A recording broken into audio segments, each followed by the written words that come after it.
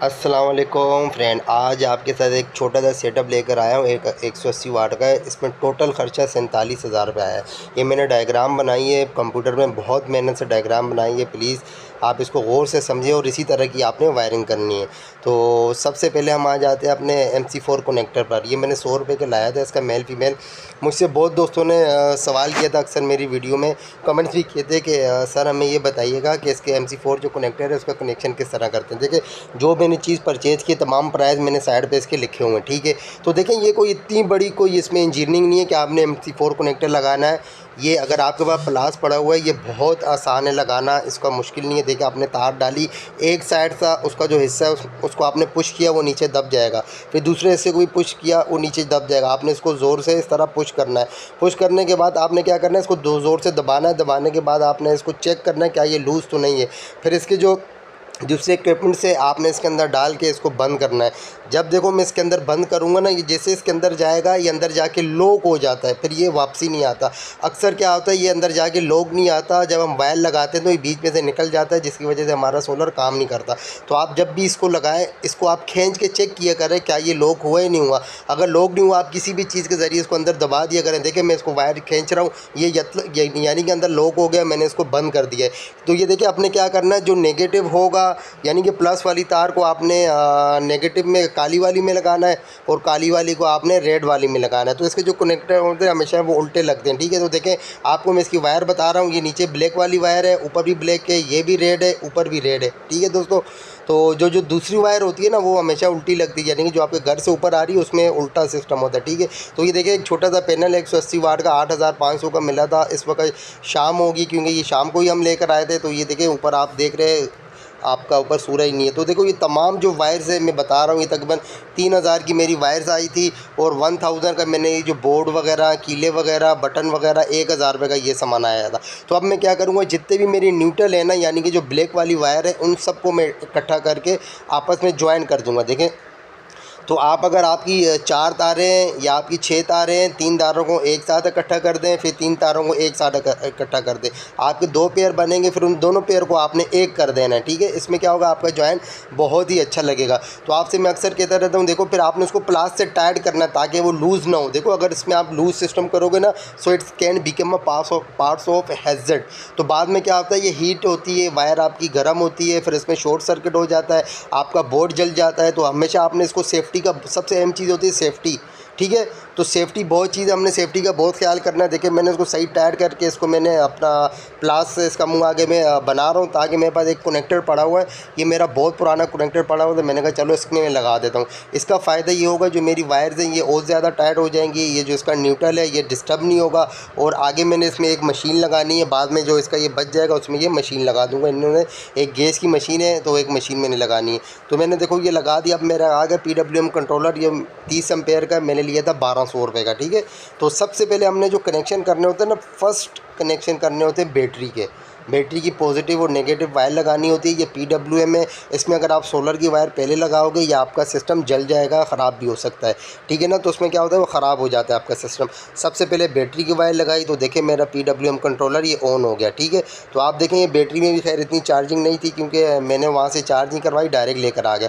और इसके जो स्क्रू हैं, स्क्रू हमने हमेशा सही टाइट करने हैं, सही टाइट करें, लूज सिस्टम ना हो। स्क्रू टाइट करने के बाद तार को आप नीचे खींच के चेक करें कि कहीं मतलब ये निकल तो नहीं गई है। क्या बात, अक्सर रहता है ना, ये स्क्रू के पीछे चली जाती है, जो इसके अंदर नीचे होल होता है उसमें जाती ही नहीं है।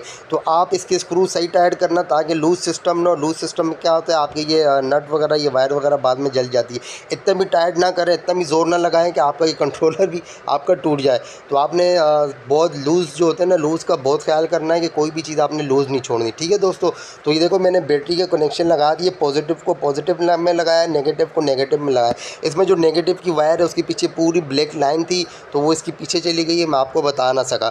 अभी इसके बाद मेरा जो सेकंड आएगा वो सोलर की वायर आएगी। देखिए, सेकंड कनेक्शन PV भी बोलते हैं इसको, सोलर की वायर कहते हैं। पॉजिटिव में लगा दूंगा, नेगेटिव में लगा दूंगा। अगेन आपसे मैं रिक्वेस्ट करता हूँ, जब भी आप इस तरह कनेक्शन लगाएं, जो आपके स्क्रू हैं उनको लूज़ नहीं लूज़ नहीं छोड़ना। अगर आप उसको लूज़ छोड़ोगे, लूज़पन में क्या होता है, वो स्पार्क होता रहता है। स्पार्क हो के एक टाइम ऐसा आता है आपका ये सिस्टम जल जाता है, आपकी वायर जल जाती है, तो ये नुकसान होता है। तो कभी भी आपने इसमें शॉर्ट सर्किट भी आपको हो सकता है, तो आप कभी लूज़ नहीं छोड़ना, ठीक है।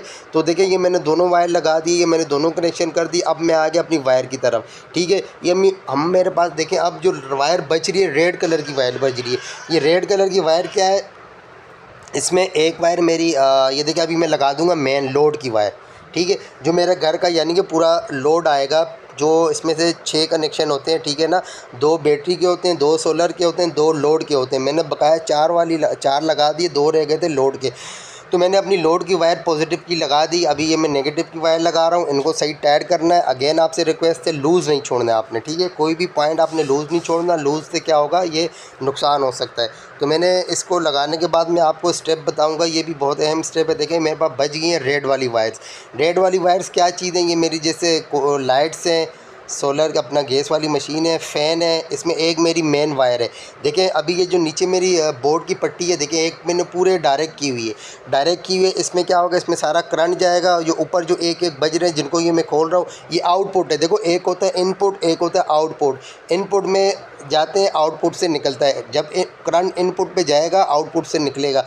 अगर आपको इसको ये जो आपकी वायर है, जो मैंने पूरी डायरेक्ट लगाई हुई है, जिसको मैं खोल रहा हूँ, अगर आपको इसको नीचे भी लगाएं, ऊपर लगाएं, कोई मसला नहीं। ये मेरी मेन करंट की वायर है जो लोड की आ रही है। मैंने इस पट्टी के अंदर ये लोड की वायर लगा दी है। इसको मैं अगेन दोबारा रिक्वेस्ट है, दोबारा इसको मैं टाइट करूँगा, लूज़ नहीं छोड़ना।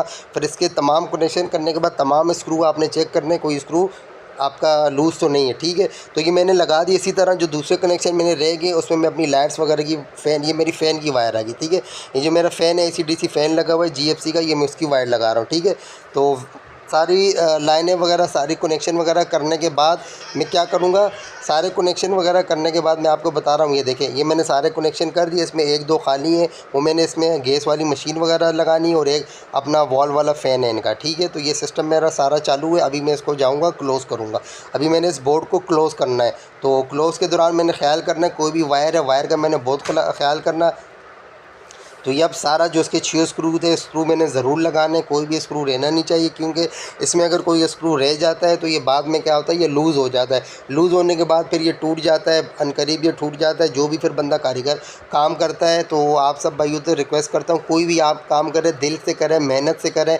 जो आपकी मेहनत होगी, आपको उसका अजर मिलेगा, आपकी जो रोज़ी है उसमें बरकत होगी, ठीक है। देखिए तमाम मेरी बटन वगैरह मैंने उसको क्लोज़ कर दिया है। मेरा PMW कंट्रोलर आ गया। अब मैं बताऊँगा बैटरी। फ़िलहाल मैंने टेम्परेरी तौर पर नीचे बैटरी रखी हुई है, 85 एम्पेयर की है, 15 प्लेट है, फोनिक्स की है। ये 18,800 की 19,800 की मिली थी, और 4 DC बल्ब लगाए थे। ओसाका के 280 रुपये का एक बल्ब मिला था, 1 साल इसकी वारंटी है, ठीक है फ्रेंड।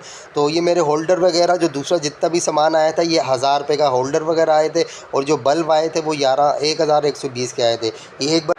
ये ओसाका की LED मैंने दूसरे कमरे में लगाई है, और मैंने GFC का AC/DC फ़ैन लगाया हुआ है, जो मेरे को 10,000 का पड़ा था। यकीन करें आउटस्टैंडिंग इसकी परफॉर्मेंस थी। फ़ैन लगाने से पहले आपने सबसे अहम और बहुत इंपॉर्टेंट चीज़ है, आपने इसका डिमर निकालना है। डिमर के साथ आप कनेक्शन नहीं कर सकते, डिमर आपने निकालना है इसका।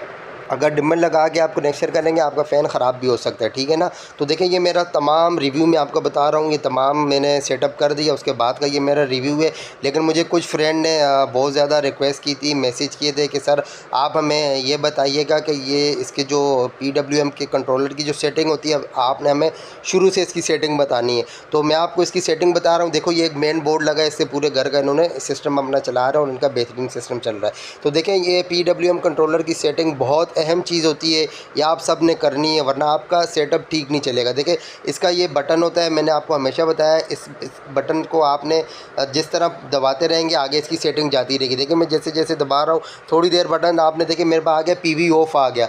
PV ऑफ यानी कि मेरी बैटरी कितने पर डिस्कनेक्ट होगी, कितनी वोल्ट पर ये डिस्कनेक्ट होगी। मैंने इसको जब प्रेस करके दबाऊँगा, यहाँ पर देखें ये सादी बैटरी है। सादी बैटरी आप 14.3 या 14.4 पे आप उसको PV ऑफ कर सकते हैं। यानी कि जब 14.4 इसमें वोल्ट होंगे, मेरी बैटरी डिस्कनेक्ट हो जाएगी, कट ऑफ कर देगी, ठीक है ना। तो इसकी जो सेटिंग है वो 14.4 14.3 है। अगर आपका ये अपना ट्यूबलर बैटरी होगी, आप उसको 14.6 पे कीजिएगा, ठीक है। ट्यूबलर की सेटिंग 6 है सॉरी। तो बैटरी कट ऑफ की सेटिंग आपने कैसे करनी है वो 10 वोल्ट पर रखें। ज़्यादातर लोग 10.5 भी रखते हैं, लेकिन मैं आपको रिकमेंड करूँगा 10.5 पे रखें। आप 10 पे रखें, 10 वोल्ट पर आप इसकी पीवी ऑफ कर सकते हैं। तो मेरे भाई ये कोई इतनी बड़ी मुश्किल सेटिंग नहीं है, बहुत ही आसान सेटिंग है। आपने देखिए मैं आपको जिस तरह बता रहा हूँ, बटन पुश करके रखेंगे वो सेटिंग खुल जाएगी। फिर उसके बाद आपका प्लस माइनस का निशान है, प्लस दबाएंगे बढ़ता जाएगा, माइनस दबाएंगे नीचे आता जाएगा। तो देखिए अब मैं आपको बता रहा हूँ अपना जो सोलर है,